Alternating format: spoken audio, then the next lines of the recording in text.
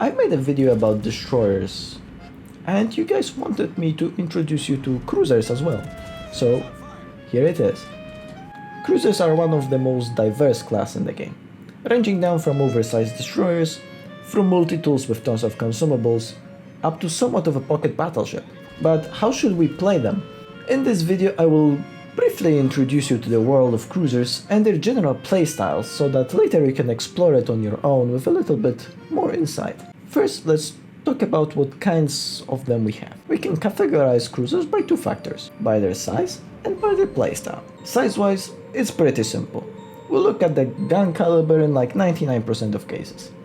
Sometimes the clans can be a bit different depending on the tonnage of the ship. For example, below 180mm we get light cruisers, with the exception of the Nevsky that has 180mm and it's a light cruiser technically, even though it's pretty big. Usually pretty nimble with good DPM but low base HP,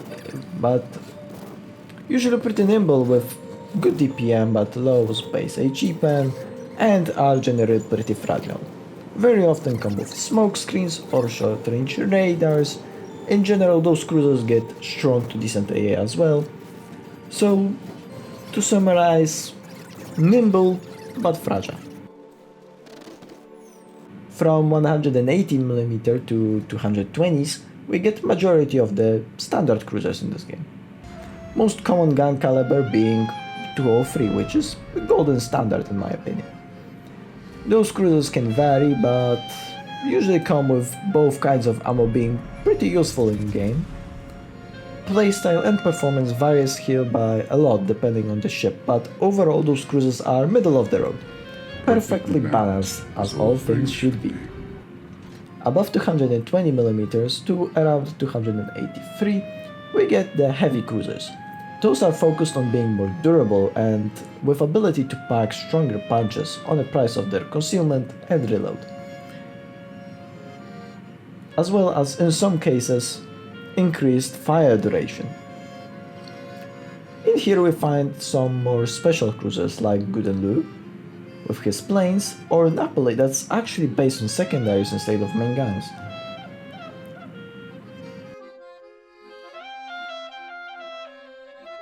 Above 283 we get into battle cruisers territory.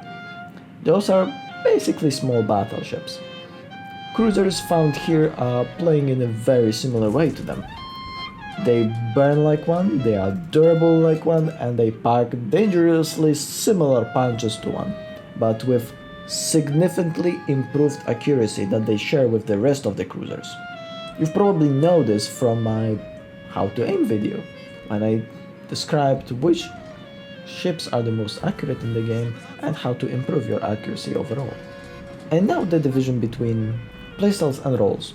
Some ships can have multiple depending on the build, and many cruisers can execute all of them to some degree, with one being their most preferred one.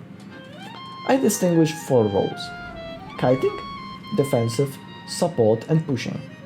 With kiting being the most reactive, meaning you respond to what an enemy does, and pushing being the most proactive, meaning you make the decisions first.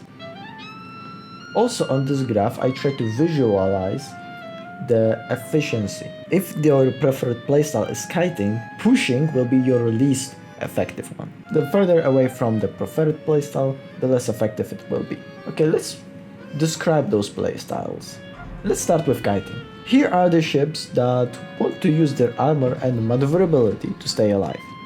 Majority of the cruisers we have in this game have this as preferred playstyle or can easily execute it if the primary one deems ineffective at this point. Key part of it is to stay at a distance from the enemy with your rear towards them, using angling of your armor, speed and turning to dodge incoming fire. To shoot enemy, simply swing your ship to fire your guns and then angle back before their shells can hurt you. Once you run away too far from the enemy, use your concealment to get back and repeat the process. Alternative is to use a smoke screen as a way of mitigating damage. You need to remember 2 things about smoke screens though. First, they are magnets for enemy torpedoes. Second, Since you're playing a bigger ship than a destroyer, you actually can bloom from the smoke screen if an enemy gets too close. So take that in mind. Ship examples are Zhao, Jinan, Henry, Hindenburg, Venezia, or Minotaur with a smoke build. Next role is defensive. Their job is to find a good position near an objective that is covered from enemy fire by an island and do not let the enemy break through the defense lines. You don't necessarily need to stay undetected all the time, you can tank some shells, but that depends on the ship.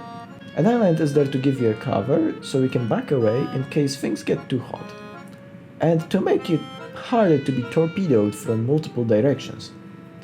If enemy destroyer gets on your side that is exposed, you're pretty screwed though, since you don't really have a place to run. Some ships with this playstyle can also play this role as open water, by angling towards the enemy and staying at range, like Moskva for example. You need to make sure enemies are not gonna be able to approach you from multiple angles though. And ship examples here are Moskva, Des Moines, Worcester, Puerto Rico, Goudenloo and Marseille. Next role are support cruisers.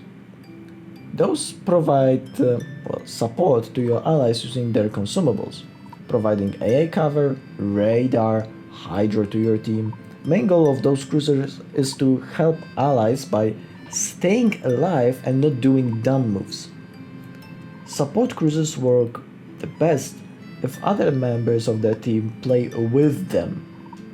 Simply giving one a smoke screen near a cap while playing a destroyer can often result in securing of that objective without many problems. So in summary, support cruisers are usually the technicians of the game. Ship examples here, I'm gonna give San Martin, Worcester again, Cerberus, and Minotaur with radar build. Last role I think of is pushing or aggressive. Cruisers from this category usually are equipped with more powerful guns with great AP shells and have very decent durability. On range, however, many of them perform very poorly. Get close to the enemy using your concealment, and from there, wait for a perfect opportunity to go all in. You don't need to push in at the start of the game Kawabanga style, but you need to stay proactive in the match and apply pressure to the enemy. Ship examples here are Petropavlovsk, Napoli, Michelangelo, or Ceylon. Yeah, that was a brief description of what cruisers do. Okay, as a cruiser player, what do you need to look out for? First, your citadel is very juicy, and not only battleships with their powerful guns and Overwatch want to get it. If you angle poorly, you might find yourself being citadeled by not only them, but by other cruisers and some destroyers as well. Second, your ship is very consistent in dealing big amounts of damage over time. No need to rush it. Keep your cool and play for good positions. Eventually, those numbers will stack up. 3. Check for your allies' positions on the minimap. Cruisers bring a lot of value to the match if played with and around your allies. Very often benefits all the party involved. 4. Check up possible threats in the enemy team and your own team's capabilities by pressing tab and hovering over the ships.